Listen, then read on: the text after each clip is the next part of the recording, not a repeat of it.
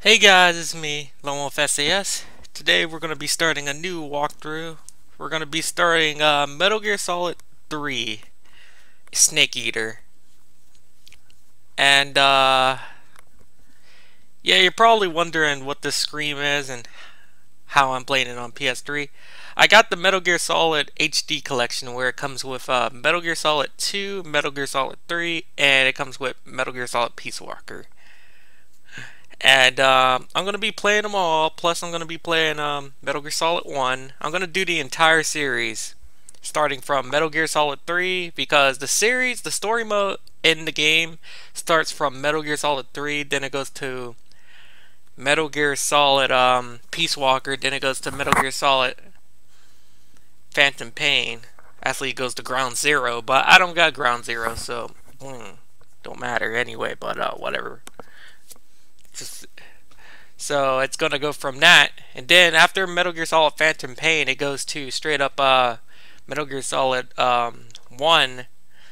Then it goes to Metal Gear Solid 2, Sons of Liberty, and then it goes to Metal Gear Solid 4. Skips a lot of numbers, but the story makes sense doing that because that's how the story goes. So let's get this started.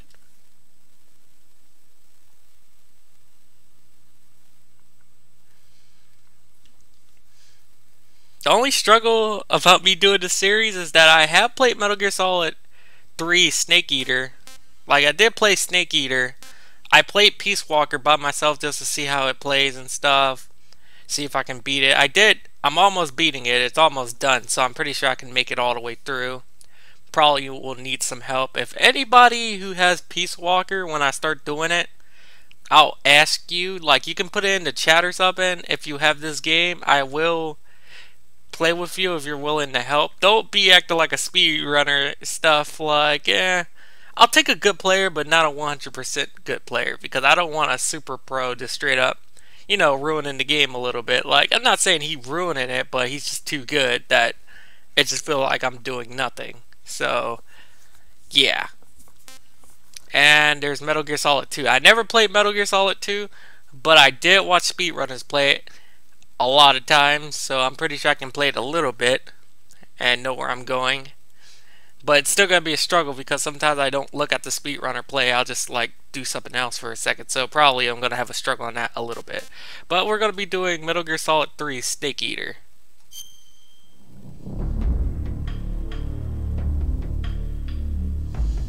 Okay.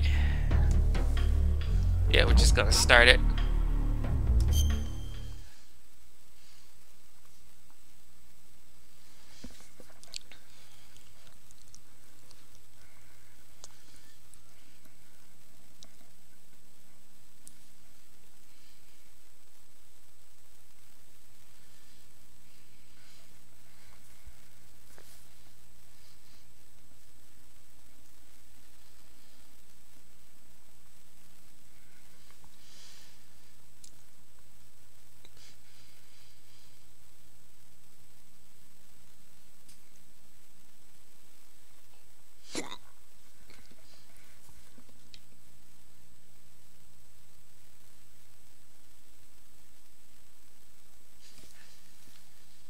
This is taking a long time to load.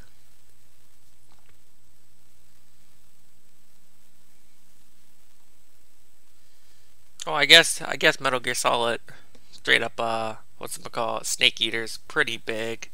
It's a long game, so I can guess why it's taking so long to load.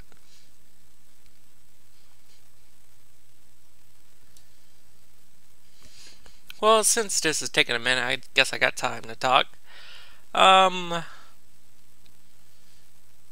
How should I say? I really like Metal Gear. I like playing little sneaking games and something high. Like, it's pretty fun at some points. I just play them for a good minute. I'm pretty sure I never got a high rank on a Metal Gear.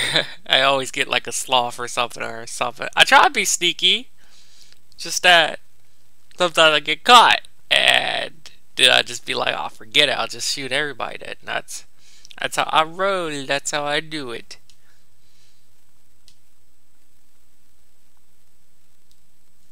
Okay, stand by. I'm gonna stop the recording, stop the pausing, because I think I probably froze. So be right back. Hey guys, we're back. And I don't know what happened. I guess my disc wasn't clean or something. I don't know. Something crooked. But we are back. And I just dropped my TV controller, whatever.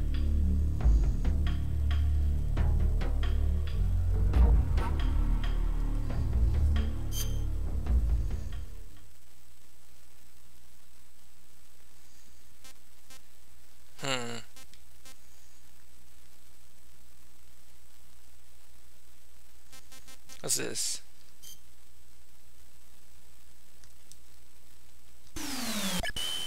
Ha! It's a classic. Oh, nah. I didn't even know that was there. Hold up. Let me see where Metal Gear Solid 2 leads to.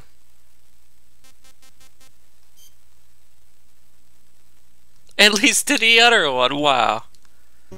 Wow. Not gonna play those. I'm only gonna play the actual ones that are actually in like third person. Well, not third person, but the more realistic ones. Not gonna play the classic ones because there's no way I'm gonna beat those. Not good with old games like NES or stuff. Not good with those. Okay, let's go to new.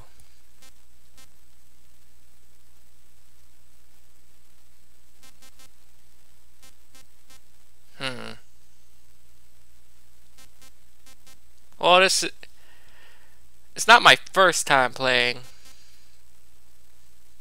I do like Metal Gear Solid 3. So let's go with that. European Extreme, haha, I'm pretty sure I'll never play that game. Game ends by being seen by the enemy.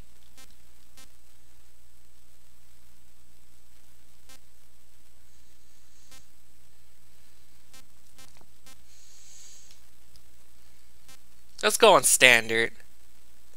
Not that bad, but I'm not that good. Don't want to be dying on bosses forever. After the end of World War II, the world was split into two, East and West. This marked the beginning of the era called the Cold War.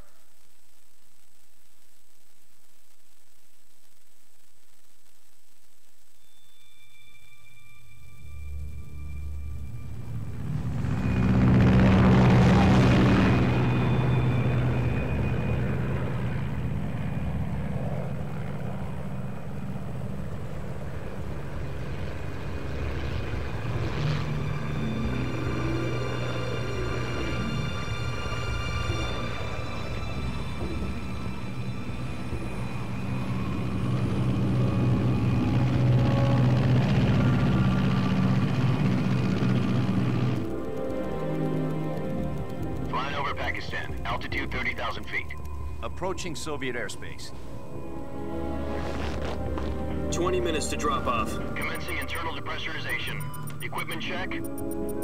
Arm main parachute. All right. You ready to go? Drop zone still showing a high pressure mass. Cav okay. Good. We've got high visibility.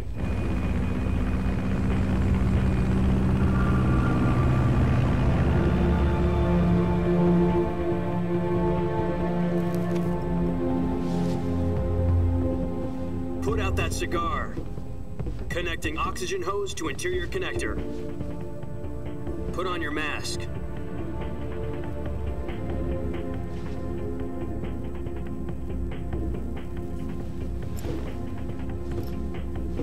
Does this panty waste know what he's doing? Approaching release point. 10 minutes to drop off. Hey, are you deaf? He said put out the cigar and put on your mask.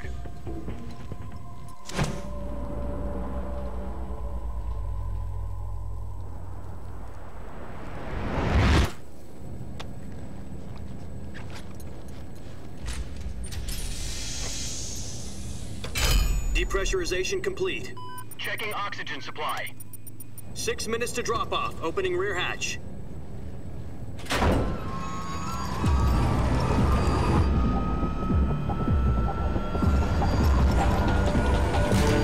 Sunrise.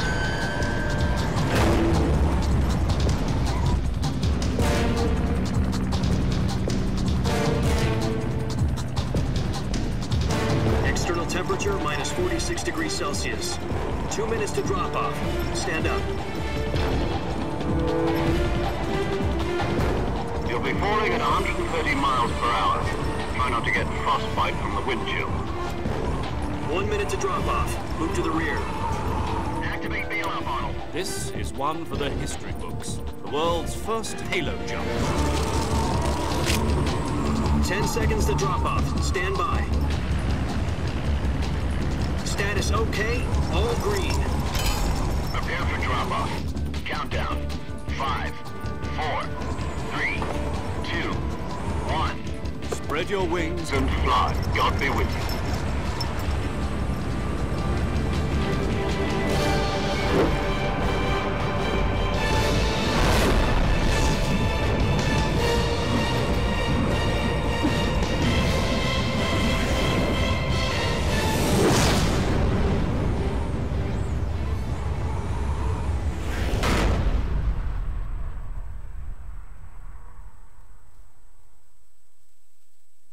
Jack, I've got some important news.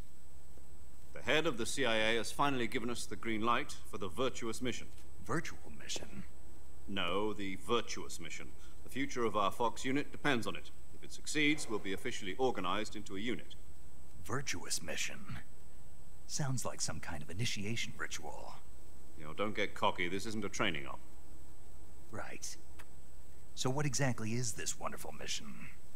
Well, about 2 years ago, a certain Soviet scientist requested asylum in the West through one of our moles. His name is Nikolai Stepanovich Sokolov. He's head of the OKB 754 Design Bureau, one of the Soviets' top-secret weapon research facilities, and the East's foremost expert on weapons development. Sokolov? Isn't he that famous rocket scientist? The very same. On April the 12th, 1961, the Soviets achieved the first manned spaceflight in history. The Earth was blue, but there was no God. Well spoken. The rocket that carried Yuri Gagarin to orbit was the A-1, known as the Vostok rocket. Sokolov is said to be the man most responsible for the multi-engine cluster used in that rocket. After Gagarin's flight, Sokolov left rocket development to become the head of the newly established Design Bureau. From a lowly technician to head of a design bureau, that's quite a success story, so why do you want to defect? It seems he'd become afraid of his own creations. Afraid? Call it a crisis of conscience. And for that, he left his country and his family behind and went over the fence? Not exactly. One of his conditions was that his family was also to be taken safely to the West. We used a mole to get the family out first, and succeeded in sneaking Sokolov over the Berlin Wall shortly afterwards. I was the one who conducted the operation. The security on the eastern side was still full of holes back then. Then what? We got Sokolov over in one piece, but the whole ordeal had left him exhausted, and we checked him into a hospital in West Berlin. It took him 2 weeks and more than 600 miles to get from the research facility in the Soviet Union to Berlin. He was in no condition to say anything coherent. And it was only a week later that we had something much bigger on our hands. The Cuban Missile Crisis. October the 16th, 1962, President Kennedy received word that the Soviets were in the process of deploying intermediate-range ballistic missiles in Cuba. The President demanded that the Soviets dismantle and remove the missiles. At the same time, he announced a naval blockade to prevent further missile shipments from reaching Cuba. But the Soviets didn't back down, instead placing their armed forces on secondary alert. Soviet transport ships carrying missiles continued on course towards Cuba. US and Soviet forces went on alert for an all-out nuclear war. Frantic negotiations were conducted through the UN's Emergency Security Council and unofficial channels to end the hair-trigger standoff. Finally, on October the 28th, the Soviet Union agreed to remove its missiles from Cuba, and so the world avoided a nuclear holocaust. But in order to get the Soviets to pull their missiles out, we had to make a deal. You mean the one where the US agreed to remove its IRBMs from Turkey? No. The Jupiter IRBMs deployed in Turkey were obsolete, and we were going to get rid of them anyway. They had no strategic value whatsoever to either the US or the Russians. The Turkey deal was a ruse, a cover story that was fed to the other intelligence agencies around the world. So what did the Russians really want? Sokolov. They wanted us to return Sokolov. You mean the Soviets pulled out of Cuba just to get their hands on Sokolov? That's right. What the hell was he working on? At the time, we had no idea. We were running out of time. It was either give up Sokolov or risk full-scale nuclear war. In the end, we had no choice. President Kennedy gave in to Khrushchev's demand. The next day, I got Sokolov out of the hospital, handed him over to agents on the eastern side. Sokolov kept on screaming, "Save me," until he disappeared from my sight. Then, a month ago, we received some new information from one of our moles. About Sokolov? Yes. He was taken back to the research facility and forced to continue working on the weapon in question under KGB supervision. What's more, it's on the verge of completion. So what kind of weapon is it? Something to do with space rockets? No, missiles. Same technology. I guess you're right. We don't know the details, but it appears to be a new kind of nuclear device. For half a year now, the Soviets have been conducting frequent nuclear tests at Semipalatinsk. Something to do with the weapon, I assume. We're talking about a secret weapon so big that Khrushchev was ready to pull out of Cuba to get it back. Is Sokolov still in the facility?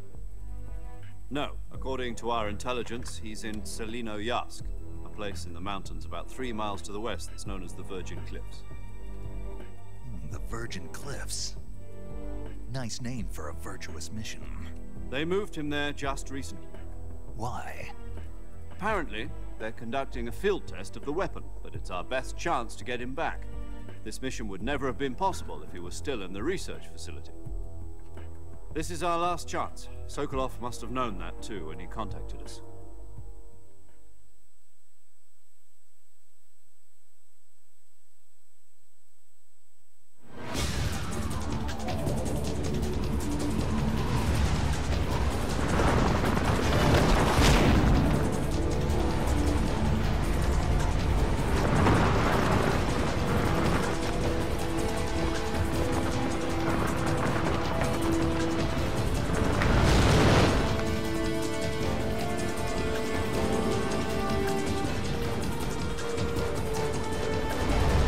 Listen up, Jack. Your mission is to infiltrate Tselinoyarsk in the Soviet mountains, ensure the safety of Sokolov, and bring him back to the west.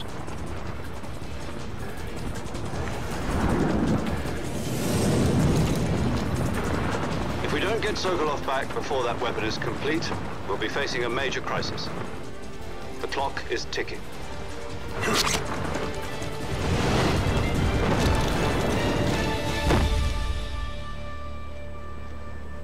Once we've confirmed the rescue of Sokolov, stand by at the recovery point. A recovery balloon will be dropped at that point. Helium will be pumped into the balloon to inflate it. The process takes about 20 minutes. Once it's complete, the gunship's arm will latch onto the balloon and pull it up. The Fulton surface-to-air recovery system. I'm familiar with the theory. Take it easy. It's been combat-proven. Do you think Sokolov is up to it? The shock will be less than during a parachute jump, and the arm can handle up to 500 pounds. So you're planning on going over the border in a single combat talon? She's equipped with 2 6-barrel 20mm Vulcan cannons, as well as 2 40mm machine guns. Sounds like she could hold her own against a battalion of tanks. Even with the fuel in the reserve tank, we're facing a 4-hour time limit. If all goes well, it shouldn't take more than a few hours. Home in time for dinner. But if anything goes wrong, You'll be eating dinner, breakfast, and all the rest of your meals in the jungle.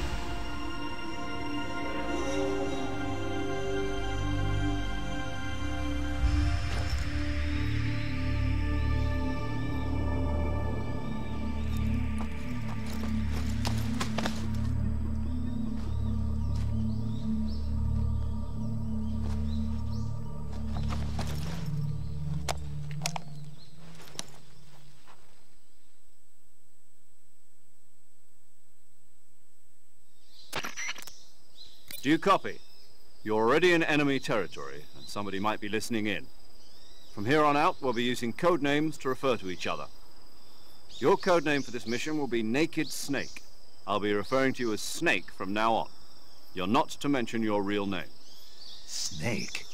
Oh, you don't like snakes? What do you mean? You've eaten one before, haven't you? In survival training. I'm glad to hear that. I don't know if I'd ever order one in a restaurant, but... Be careful, you might not have a choice. What about you, Major? What should I call you? Let's see. I'll be Tom. Call me Major Tom. This will be a sneaking mission. You must not be seen by the enemy. You must leave no trace of your presence. Is that clear? This kind of infiltration is the Fox unit's speciality. In other words, weapons and equipment are procured on site. That goes for food as well. You're completely naked, just as your name implies. Great. Now I see why you asked me if I like snakes. I suppose calling me Snake was your idea of a joke, too. No. There's a good reason for that. I'll tell you later when the time is right. Gotcha. Getting back to the subject, how exactly am I supposed to feed myself? You've been issued a knife and a tranquilizer gun. Use them to hunt for food. You'll also find some medical supplies in your backpack. Yeah, about the backpack. I lost it in a tree on the way down. I see. Well, you'd better go back and get it then. You know where it is? No problem. I can see it from here. It's stuck on a branch. To climb a tree, stand in front of a tree that's covered in ivy and press the action button. Telling me how to climb a tree. I'll be monitoring your progress over the radio. We can't risk violating Soviet airspace, but I'll be in the gunship. My frequency is 140.85. I'll give you a call if I need to talk to you. I'm gonna call you. If you need to talk to me, use the send function. Okay, Snake, go get your backpack. I'm gonna get my little backpack. And we're finally able to move. Trying to remember how to play this game.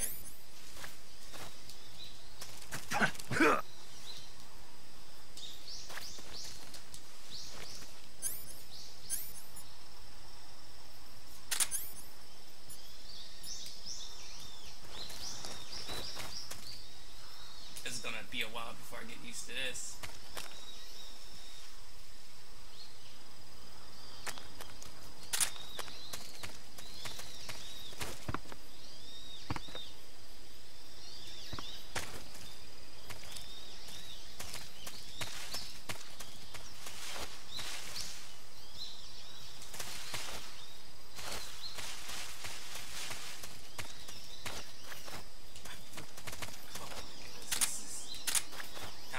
Struggle. Here we go. It's a snake.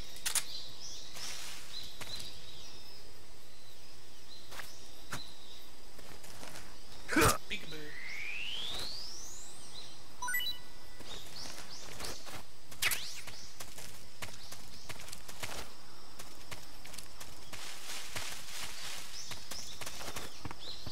Oh, we're getting around.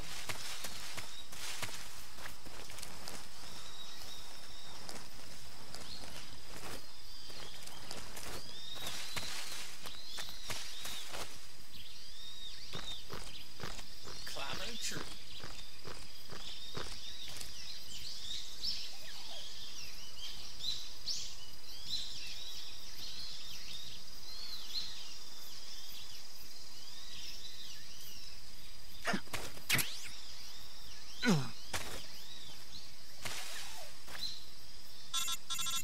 And another go. I see you've retrieved your backpack, Snake. To equip a weapon, it's necessary to take it out of your backpack.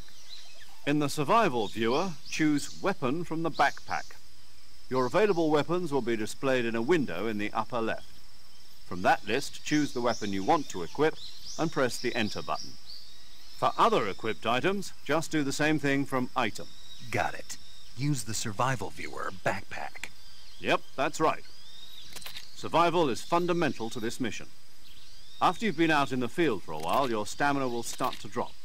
If your stamina gets too low, it'll affect your performance. You won't be able to shoot accurately, for example, and your wounds won't heal as smoothly. Keep an eye on your stamina so you don't run out. To recover lost stamina, you can hunt for local flora and fauna.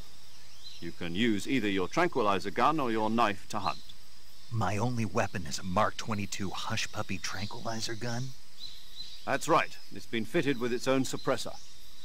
However, the suppressor will deteriorate every time you fire. Once its durability reaches 0, the noise suppression effect will be gone. So don't get too trigger happy with it. The suppressor's durability is shown in the icon. Any weapons and equipment beyond what you're carrying now, you'll have to find as you go. I have to find my own weapons and equipment? Whose crazy idea was this anyway? Solo covert actions are standard Fox operating procedure. You can't leave any traces of your presence. No weapons, equipment, footprints, sweat, or bodily waste. The same goes for bullets and cartridges, too. Your presence in enemy territory is already a violation of international conventions of warfare. There aren't supposed to be any American soldiers in Russia. It could spark an international incident. You can't let anyone see you. You can't let the enemy know you're there. This is a stealth mission. You're a ghost, Snake, in every sense of the word. And there'll be no rescue if you're captured. The military and US government will deny any involvement in the affair. Then I'll just have to take care of myself, huh? I'm afraid so. You've been given a fake death pill for that purpose. SIS guidelines stipulate that soldiers on covert ops like this one be issued a potassium cyanide capsule. Tape it to your body so you can take it when you need to. How generous of you. Use it if you're taken prisoner by the enemy. It'll send you into a state of false death for a short time. Fooling them into thinking that I'm really dead. So, how do I come back to life? Just take the revival pill. You mean that thing they put in my tooth before the mission? That's the one. But be careful. If you remain in a state of false death for too long, nothing will be able to bring you back. Remember that. I'll keep it in mind. You said this was a solo mission, right? Right. I guess that means I can't count on any reinforcements. Correct. The mission rests entirely in your hands. A real one-man army. Relax. There's a support team ready to back you up over the radio. Who? I'll introduce them to you. This time, survival is of utmost importance. The first member of the support team will be in charge of monitoring your physical condition, acting as a medic, so to speak, as well as recording your mission data. She's a member of Fox as well, and she's here on the gunship with me. She? Hello, Snake. I'm paramedic. Nice to meet you. Paramedic. As in a medic who comes in by parachute. Aren't you going to tell me your real name? Are you going to tell me yours, Mr. Snake? My name, huh? It's John Doe. And they call you Jack for short. You're a regular Captain Nemo. A name means nothing on the battlefield. After a week, no one has a name. What's your name? Jane Doe. Very funny. I wasn't joking, but I'll tell you my name only if you manage to make it back alive. My frequency is 145.73. She's also in charge of recording your mission data. Whenever you want to save, send a message over the reserved save frequency, 140.96. So saving lets me record my mission data. That's right. It also records the state. Okay, we've been here for a good minute now. We're missing some intel. Hold up.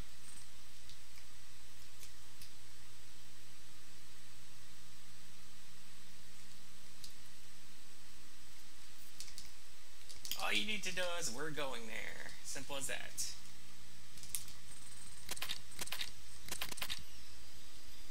Those talks can last for hours, and I mean literally hours. Snake, try to remember some of the basics of CQC.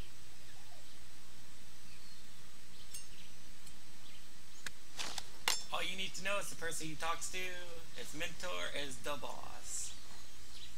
And she teaches, telling him to Commencing remember. Virtuous Mission now.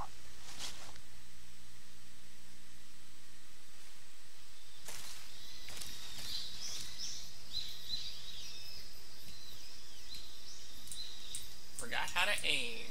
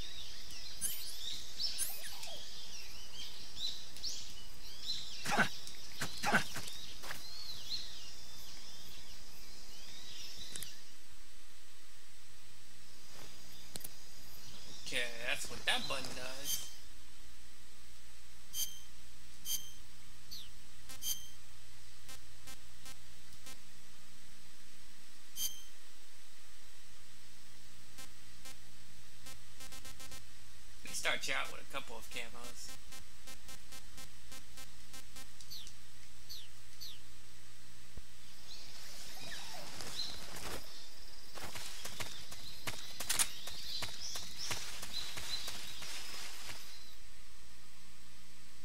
Sorry I had to skip so much, but this video is getting lived over a lot.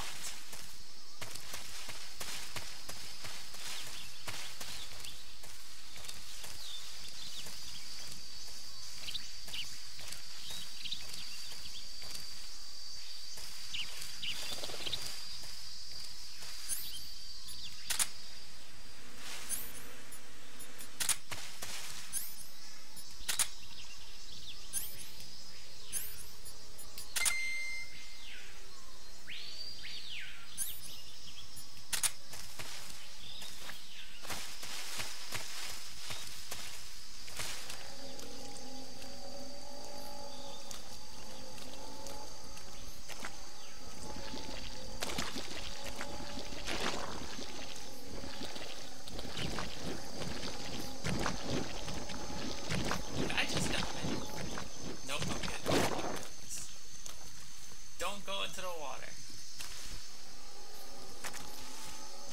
How do you aim again?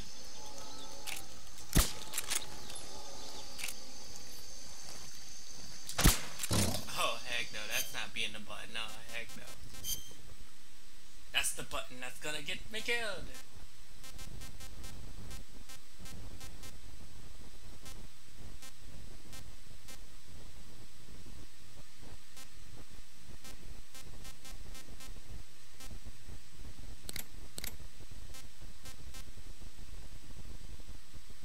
Can't change the controls? Oh, you gotta be kidding me. I'm toast. I'm toast.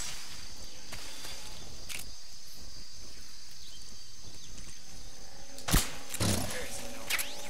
Ah! Oh crap. Right, chill.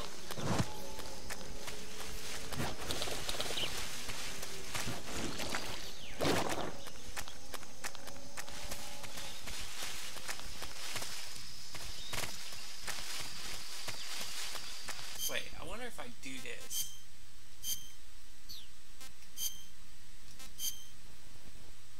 Then put it back on. Will the straight up mud be gone?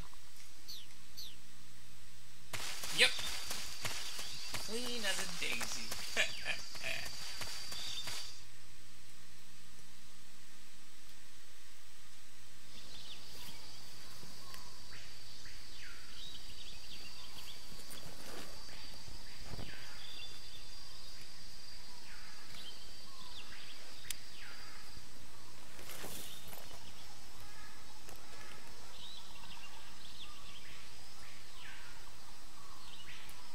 Major, I've spotted 2 enemy soldiers.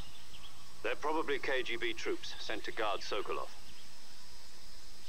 AK-47s and grenades.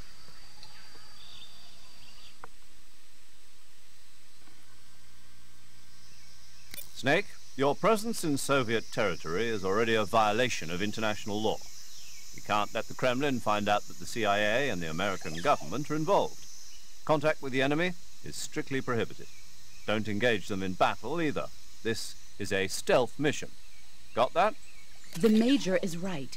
The point of this mission is to sneak through the jungle without being seen. The success of the mission depends on how well you use your camouflage. Change your camouflage by selecting Camouflage from the Survival Viewer. The Uniform option lets you pick your uniform, while the Face option lets you change your face paint. Choosing camouflage that blends in with your surroundings will help you conceal yourself more effectively. Also, don't forget that anything that moves will stand out in the jungle. If you just stand up and run around like an idiot, you're bound to be spotted. But if you crawl instead, you should be able to sneak by without being noticed. You can see how effective your camouflage is by looking at the Camo Index. The Camo Index shows how well your current camouflage blends in with the surrounding area. The higher the value, the harder you are to spot, and vice versa. The key is to make yourself one with nature. Keep that in mind as you go along, okay?